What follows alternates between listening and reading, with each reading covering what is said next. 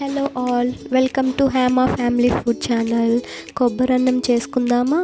కొబ్బరన్నం ఆంధ్రాలో బాగా చేసుకుంటారు.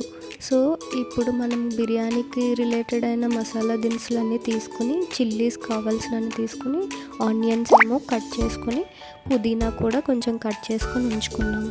అండ్ ఒక చెక్క కొబ్బరి తీసుకొని మిక్సీ పట్టి దాని నుంచి పాలు సపరేట్ చేసామన్నమాట. సో ఇప్పుడు కుక్కర్ పెట్టి ఆయిల్ వేస్తున్నాము అందులో, స్టవ్ వెలిగించి. ఓకే, దీంట్లో మనం కొంచెం ఆయిల్ వేడెక్కాక ఆ బిర్యానీ సరుకులన్నీ వేసేసుకుందాం. ఇక్కడ షాజీరా వేయట్లేదు, పెద్ద కొబ్బరి అన్నానికి అంత అవసరం ఉండదు, కానీ వేసుకుంటే మీ చాయిస్ అది. ఓకే,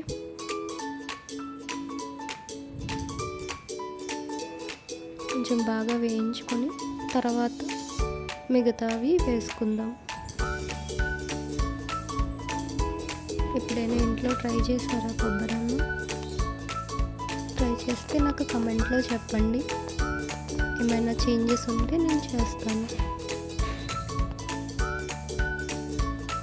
అన్నం కర్రీ వేసుకున్న ఈ కొబ్బరి రైస్ చాలా బాగుంటుంది. ఇప్పుడు ఆనియన్స్, చిల్లీస్, పుదీనా అవన్నీ ఒకేసారి వేసేసాము.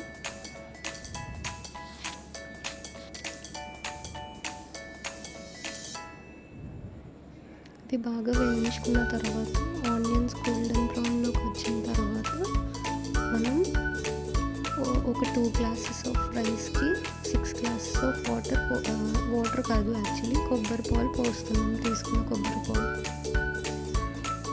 ఫస్ట్ యాక్చువల్గా కొబ్బరి పాలు పోసి బాగా మరిగించిన తర్వాత అన్నం అందులో ఉన్న రైస్ వేయాలి. ఓకే, ఇక్కడ మేము ఒక 2 గ్లాసెస్ ఆఫ్ రైస్ తీసుకున్నాము. దాంట్లో ఫస్ట్ 6 గ్లాసెస్ ఆఫ్ కొబ్బరి పాలు పోసేస్తున్నాము అందులో.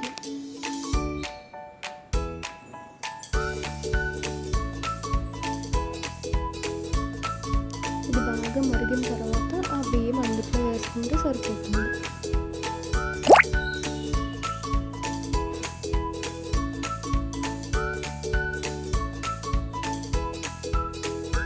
సో ఇది బాగా మరిగిపోయిన తర్వాత మనం రైస్ అందులో వేసేసుకుందాం. సాల్ట్ వేసుకుందాం, సరిపడా సాల్ట్ వేసుకున్న తర్వాత బాగా మరగనివ్వాలి. ఒక పొంగు వచ్చిన తర్వాత రైస్ వేసుకోవాలి.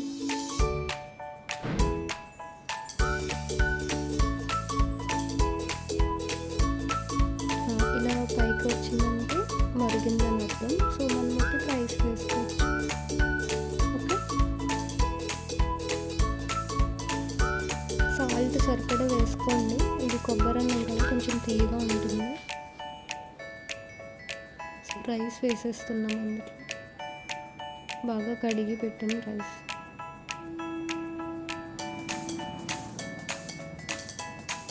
ఇప్పుడు మనం లిడ్ క్లోజ్ చేసేద్దాం. కుక్కర్ మూత పెట్టేసి లిడ్ పెట్టేద్దాం. ఓకే, కలిపేసుకున్న తర్వాత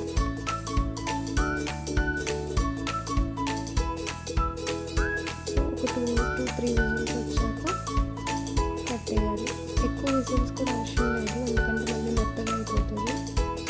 మీ కుక్కర్ బట్టి చెక్ చేసుకోండి. అయిపోయాక ఇలా ఉంటుంది.